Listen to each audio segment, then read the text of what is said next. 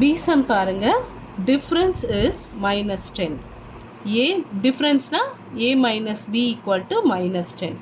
ரெண்டு எலிமெண்ட் எடுக்க சொல்லியிருக்காங்க. இதில் நம்ம ஃபர்ஸ்ட் எலிமெண்ட் வந்து நான் வந்து -10, ரெண்டாவது எலிமெண்ட் 0வாக எடுத்திருக்கேன். இதை ஏவாக வச்சுக்கணும், இதை பியாக வச்சுக்கணும். டிஃப்ரென்சஸ்ன்றதுனால a minus b equal to -10. கரெக்டாக வருதான்னு பார்க்கலாமா? -10 - 0 equal to -10. ஆன்சர் கரெக்டாக வருதா? ஸோ நம்ம எடுத்திருக்க ஃபர்ஸ்ட் எலிமெண்ட் -10 0. செகண்ட் எலிமெண்ட் பார்த்தீங்கன்னா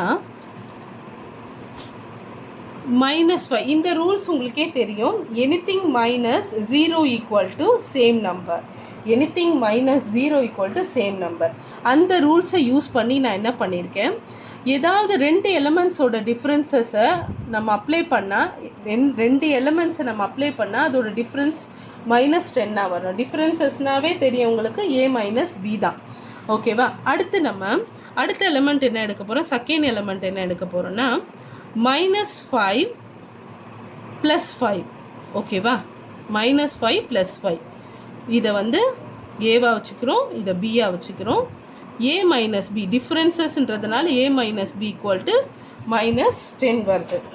a இடத்துல -5 போட்டுக்கோங்க, b இடத்துல +5 போட்டுக்கோங்க.